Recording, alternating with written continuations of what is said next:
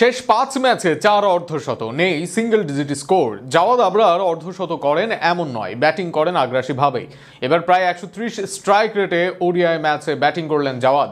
অনূর্ধ্ব-১৯ পর্যায়ে এমন ধারাবাহিকতার সঙ্গে এমন স্ট্রাইক রেট, জাওয়াদ আবরারের দিকে তাকিয়ে থাকে দেশের ক্রিকেট প্রেমীরা। জাওয়াদ আবরারের ফর্ম ও তাকে ঘিরে সম্ভাবনা নিয়ে বিস্তারিত থাকছে প্রতিবেদনে।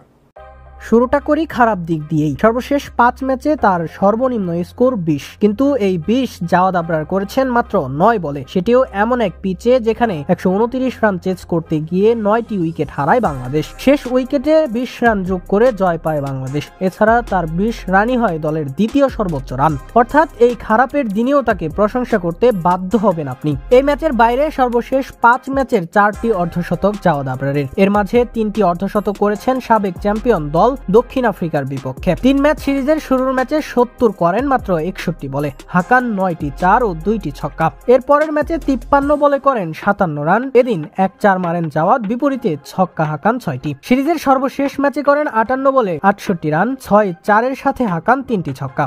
এবার আবরার ৮২ রান করলেন, সেটিও আবার মাত্র ৬৩ বল থেকে। ব্যাটিং করেছেন ১৩০ স্ট্রাইক রেটে, অর্থাৎ প্রতি ম্যাচেই আবরার রান করেছেন, প্রতি ম্যাচেই আবরার ভালো ইনিংস খেলছেন।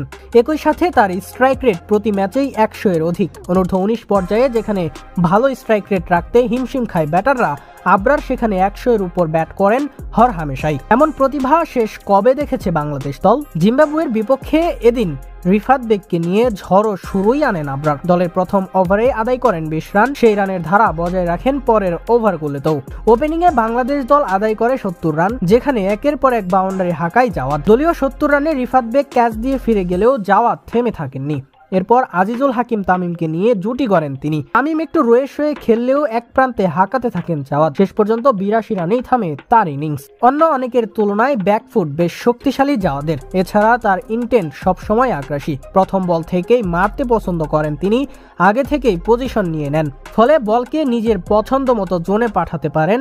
ধারাবাহিকতাও যেন তার সঙ্গী। ৪ হাঁকাতে পারেন, পাল্লা দিয়ে ৬ও হাঁকাতে পারেন। কোনোদিন ১-৪-এর সাথে ৬ ওভার বাউন্ডারি মেরেছেন, আবার কোনোদিন ১২-৪-এর সাথে মেরেছেন ১ ছক্কা। জাওয়াদের কাছে যেন সবই ডাল ভাত। অনূর্ধ্ব-১৯-এর জাওয়াদের চাই আগামী দিনের বিশেষ যত্ন।